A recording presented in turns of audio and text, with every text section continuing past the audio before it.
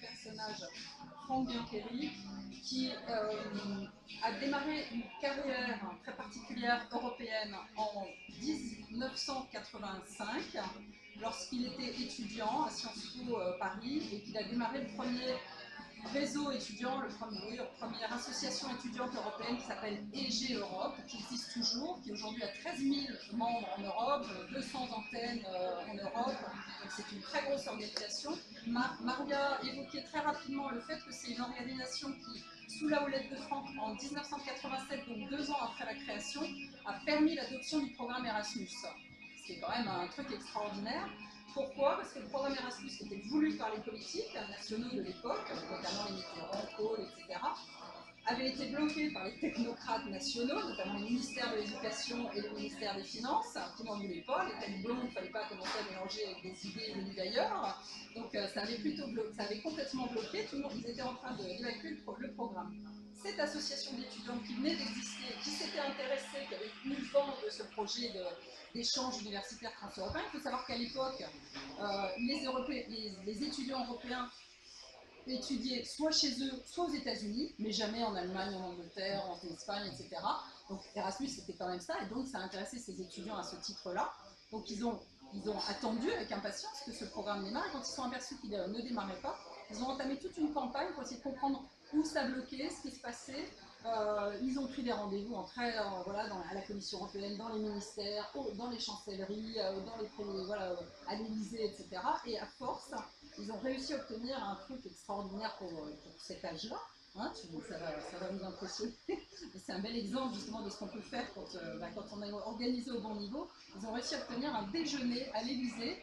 Et donc Franck Biancheri, qui avait sa toute jeune association, son aréopage d'étudiants européens, en face Mitterrand et son aréopage de conseillers, et ils ont fait comprendre, leur mission était de faire comprendre à Mitterrand qu'il y avait un problème avec le programme Erasmus, et effectivement il a fini par l'entendre, et du coup il a fait des déclarations dans les médias le soir même en disant: j'ai déjeuné avec des étudiants européens, on me dit qu'il y a des problèmes financiers, c'est pas des pécadilles financières qui vont empêcher un programme aussi important d'exister, je veux de ce programme.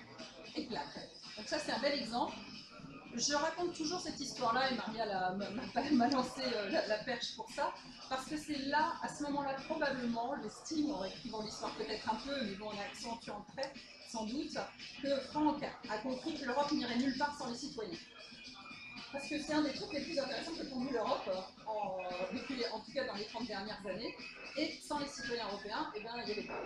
Donc c'est là qu'il a élaboré de plus en plus un projet de démocratisation de l'Europe, qu'il a mené par tous les biais possibles et imaginables, que ce soit par du conseil, pas du consulting, mais du conseil, la bureaucratie auprès des dirigeants, des think tanks, du travail vraiment de réflexion institutionnelle, des partis politiques. C'est comme ça que voilà, on s'est connus avec Maria, hein, c'est pas un européen, je pense. Donc, a fait deux partis politiques transeuropéens qui sont les deux seuls et uniques partis transeuropéens de l'histoire, et qui sont d'ailleurs documentés dans certains manuels d'histoire français, en tout cas il y a quelques années on en avait vu. Donc d'abord IDE, Initiative pour la démocratie européenne, qui a été lancée en 89, dans le cadre des élections de 89, dans 3 pays, hein, pas de moyens, pas de voilà, donc presque rien. Mais ils ont réussi à les présenter et à être là vraiment dans l'élection. Et 2005, ils ont créé un nouveau parti politique. On a créé un nouveau parti politique qui s'appelait New Europeans, dont certains peut-être ont entendu parler, qui s'est présenté donc aux élections de 2009, sauf que Franck entre-temps était tombé malade, et c'est là que j'en arrive donc à... bon, je vous la fais courte, hein, bien sûr, hein, c'est 30 ans de militantisme pour la démocratisation de l'Europe, comme je disais, en ayant utilisé tous les moyens possibles et imaginables. En 2008, 7, 9, je veux dire, Franck tombe malade. En 2012, il décède. Et on crée, donc, nous, ses compagnons de route, ses amis, voilà, et sa famille aussi, enfin tous les gens qui l'avaient suivi et qui aimaient trouver son travail important, on crée l'association des amis de Franck Biancheri, où là on est à la fois sur une logique de mémoire, où on passe notre temps à reproduire, à rééditer des textes de Franck, des articles, des ouvrages, etc. pour montrer, d'ailleurs c'est assez impressionnant, même nous ça nous impressionne, on ressort des articles de lui de 92 ou de 2000, et on est exactement même, enfin ils sont toujours aussi intéressants à lire, les problématiques sont toujours les mêmes. Donc un travail de mémoire, mais aussi un travail de poursuite de l'activité sur la partie la plus, je dirais, politique, en fait. Même si nous, on a décidé, il y a 3 ans déjà, de sortir complètement du champ purement politique. C'est-à-dire qu'on ne veut pas faire de parti politique. On estime qu'on n'a plus notre leader charismatique et que donc on peut faire de l'action politique sans faire du parti politique France-européen. Et là, je vais vous parler donc d'éléments justement qui sont exactement sur l'aspect outillage, en fait, plus que sur l'aspect contenu. Nous, on intervient désormais presque plus sur le contenu. On a nos contenus, mais voilà, on les transcrit pas en quelque chose d'un programme politique. Ça n'est plus l'objectif. En revanche, on continue d'être obsédé par l'idée de l'outillage d'une démocratie européenne qui manque et sur lequel on estime qu'il y a moyen, en ce moment, en 2016, d'avancer. Je vais vous raconter un petit peu. Très rapidement aussi, donc juste, je reviens quand même un petit peu sur le passé. Donc, Franck et les réseaux autour de lui, les gens autour de lui ont passé 30 ans à dire si l'Europe ne se démocratise pas, elle va se planter. On y est.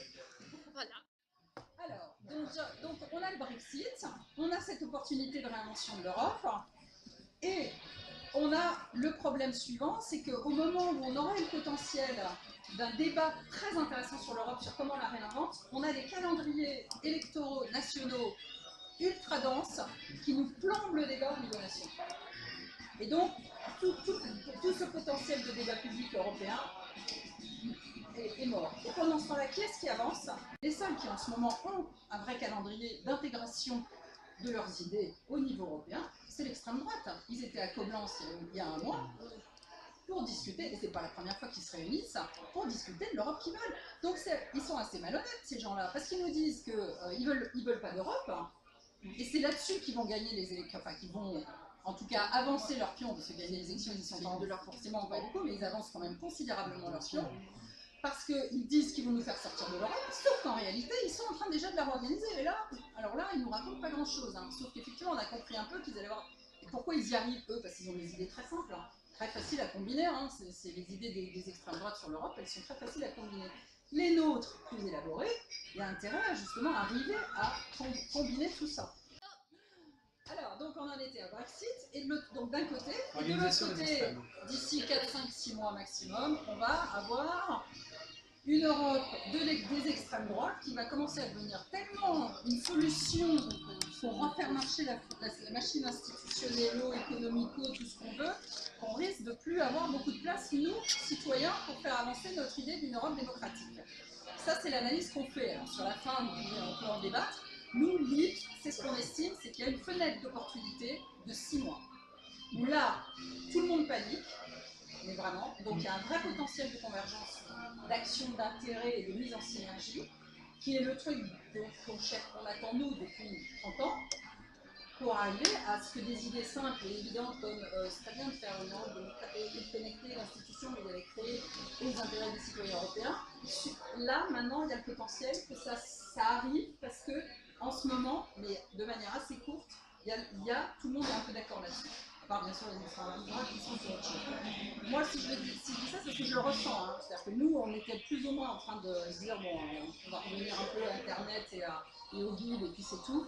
Et là, pof, il y a des gens, des journalistes, même des businessmen, une association de businessmen, des institutionnels, des éléments de société civile, etc., qui se greffent là, qui bougent de toute évidence. Donc on est à cette heure de convergence. On a 6 mois, on estime. Pendant ces 6 mois, il faut que quelque chose se passe en Europe, qui redonne de l'espoir, qui réouvre les horizons.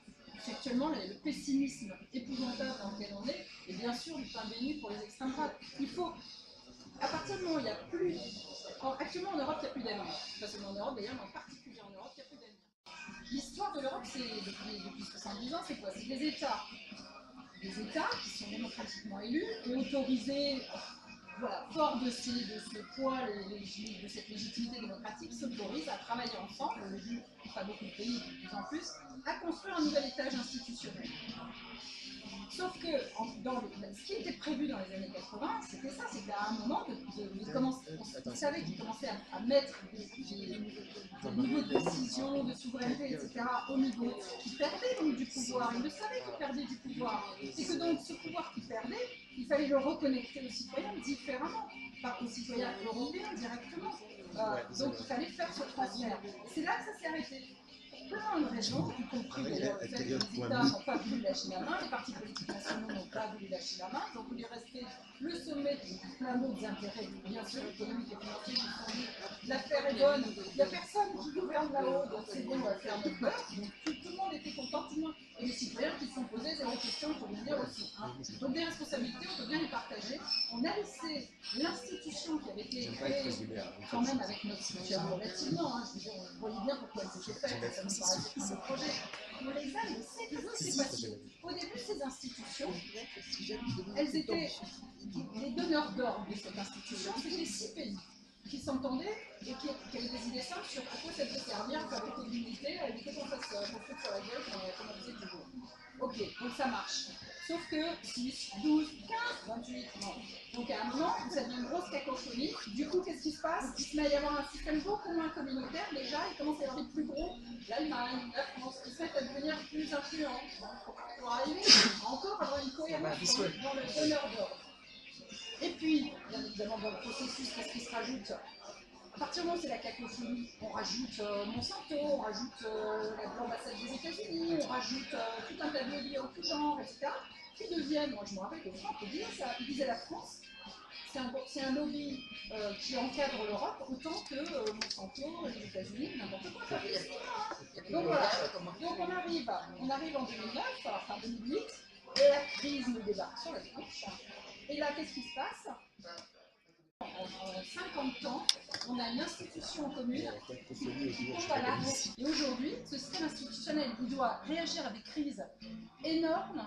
Et en réalité, il n'est pas l'encadrement politique qui lui donne les impulsions est totalement dissonant.